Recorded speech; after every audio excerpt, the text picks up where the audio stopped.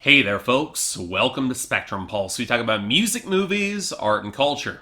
And today we are finally going to be talking about the newest album from Pink called Beautiful Trauma. You know, I remember the era when I used to be really excited to hear a new Pink album. And to explain why that is and why I don't really quite feel the same way nowadays, some context is essential, because Pink tends to get elbowed out of the pop culture conversation a lot more than she should, despite accruing the sort of hits and real critical acclaim that have eluded so many of her contemporaries, and that says nothing about longevity at this point. She might have started off in the prefabricated pop starlet scene on her first album, but by the time she dropped Misunderstood in 2001, that image had pretty much gone up in flames, mostly through an embrace of much rougher tones that fit her voice, and co-writing credits from Linda Perry. And from there we can see a lot of the frustrated back and forth of Pink's pop career, an industry that was desperate to capitalize on her A-list charisma and firepower, even as Pink wanted to write songs that got more thoughtful or personal or raw, from the messy recording of Try This that still led to the titanic deep-cut earworm Humble Neighborhoods, to the incredible chart run with I'm Not Dead and Funhouse that saw her rack up hit after hit after hit, along with her smuggling songs like Dear Mr. President into the pop culture conversation. Now, it wasn't really punk, she wasn't Green Day at that point, but Pink at least seemed willing to run that gauntlet, and you have to keep in mind, people weren't making popular political music in the mid-2000s. And then something happened.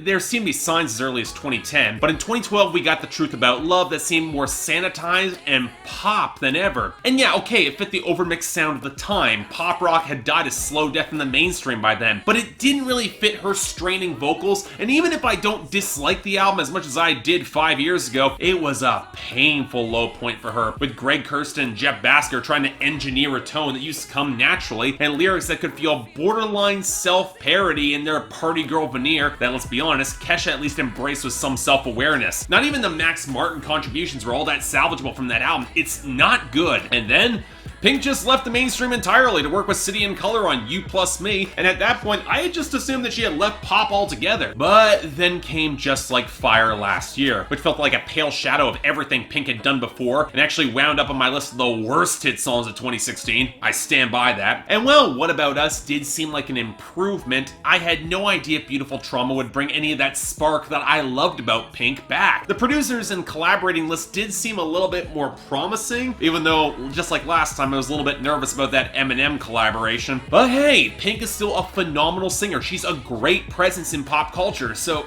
what do we get with this? Well, here's the thing. If Pink had released this album 4 years ago in 2013 as a quick follow-up to blunt the impact of The Truth About Love, I would probably be a lot more forgiving to it, because it's a fine enough record that actually sounds a lot more like it would belong in that time period of modern pop, not really today. But the unfortunate fact is that the elements cribbed from 2017 can't help but make this feel like a pale shadow of what a Pink record could be right now. Or hell, even what it might have been in the past, because yeah, this is fine enough, but it's not measuring up to her best. Granted, it's not entirely surprising that either. Expecting that Pink is going to bring out the same rock firepower she did 15 years ago might be too much to ask, even though, ironically, she seems much more comfortable with swearing and cursing than she did in the early 2000s. And it helps that her vocals are as strong and as full as ever. Perhaps not as raspy, but still carrying the body and fullness of tone that so many of her modern pop contemporaries lack. I really do love her voice. And to the producers' credit, for the most part, they do get as much as they can to get out of Pink's way when she's belting, or not feel the need to slather on the auto-tune or the pitch shifting when it's not needed. Hell, the one producer I'd say where the vocal production is in any way an issue is, surprise, Greg Kurstin, because there's no excuse for her tone to be topping out on But We Lost It. It's a piano ballad. There aren't other layers that you're working with. This should not be an issue. That's just sloppy. But I think an issue that I would have with Pink is that she isn't quite bringing the same sense of caustic humor or raw bite that previous records had. Yeah, I know, this is a lot less rock-focused, and I know songs like Revenge with Eminem, they're kinda stupid, more on this in a bit, but this is an album that could afford to be having at least a little bit more fun for a pop record at least, and that sense definitely carries over to a lot of the production. And no, I'm not gonna say this is better than her heyday in the mid-2000s, even though admittedly some of that's colored by nostalgia for me, but being reasonable, it just doesn't have the same crack to it. But you know, it is a step above The Truth About Love. The melodic tones are firmly anchored in real piano or guitar, and are rarely entirely overshadowed by the percussion, and there is a refreshing lack of gimmickry that can make some Pink songs feel cluttered or overdone. Again, the truth about love. Hell, with the blockier beat against the rougher strumming on whatever you want, it might as well sound like a cut that Pink could have released 15 years ago. But again, that might be part of the problem. Outside of some more stately piano ballads with some very tasteful strings, or songs that rely on a very comfortable acoustic-driven tone and sound, a lot of these tracks feel pretty desaturated and dry, lacking spark or sizzle or greater texture that feels unique or fresh. What About Us might be the most blatant example with its misty bounce. It doesn't really go anywhere, but at least it's trying to emphasize a certain loneliness where it can kind of fit, whereas Where We Go might as well be a straight-up rip-off of Kesha's Last Goodbye, and I Am Here sounds like a B-side from an Of Monsters and Men album. Now granted, in the latter case, it's not a bad choice. Pink's got the pipes in order to handle it. It's one of the few moments where the record really comes alive for me, along with the fuzzy, hollow groove of Secrets and the muted but pretty well-produced piano-driven soul of Better Life. But considering the album ends with 2 piano ballads in a row, you find yourself wishing that Pink's production would at least bring a little bit of an edge or some raw intensity, especially when you can tell that she's genuinely trying. That sort of minimalism can work for the final closing song, but you kind of wish that there was a little bit more meat to this. But here's the question.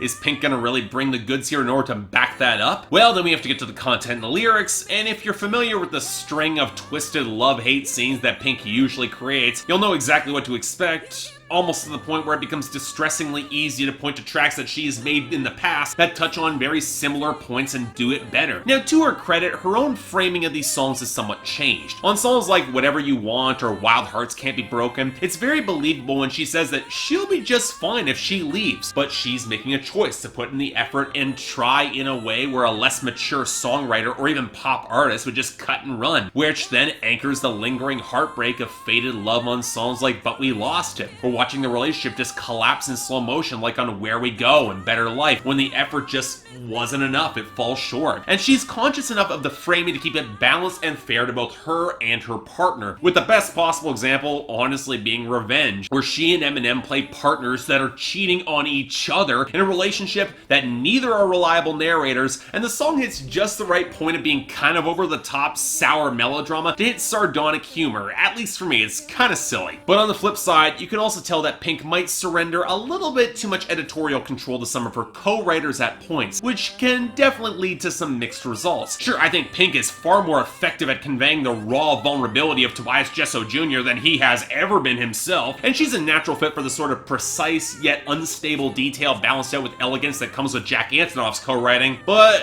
okay, I need to make this abundantly clear. For as much as Julia Michaels was really thrilled to be writing for Pink, her retreats into immaturity and weak self-flagellation not only feel derivative of better Pink songs like on Barbies, but it hits a pretty deep low on For Now, on top of a vocal line that not even Pink can make remotely tolerable, easily the worst song here. But you know what, as a whole, honestly, I'm a little bit stunned that I managed to pull together as much material to talk about this record as I did, considering I only think it's pretty good at best, and honestly not that interesting. You can make the argument that it's tasteful, a little bit more refined and mature, and yeah, it makes sense, but if you're going in that direction by blunting the raw firepower or any sort of real experimentation that used to resonate so powerfully in your production or delivery or writing, I can't say it's a choice that'll help a pop record like this stand out. At least Pink feels back in something resembling a comfort zone, which means I'm giving this a solid 6 out of 10, but really only recommended if you're a die-hard fan like I am. And even then, she's made songs that cut a fair bit more deeply, and I wish she would do something that actually went a little bit more off the rails. Still, if this was the reintroduction we needed to eventually get that rock side back, this record is apparently selling really well. Hell, I'll take what I can get. So yeah, thanks a lot for watching. If you'd like to like and subscribe, I'd be more than grateful.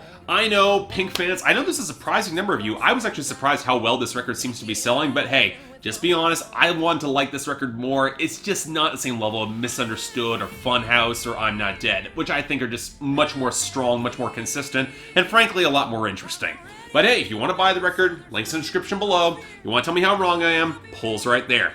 Beyond that, anything else I might be able to do to improve my presentation, I'm all ears. And if you guys want to get involved in my scheduling process or help support this channel, the link to my Patreon is right over there, where 3 times a week you guys get to vote on my schedule, and once a week for the higher tier contributors, you get to add albums, movies, or even a top 10 list to that schedule. I'm really happy for all you guys have been contributing and really quite grateful. But until then, I'm Mark, you're watching Spectrum Pulse, and I'll see you next time.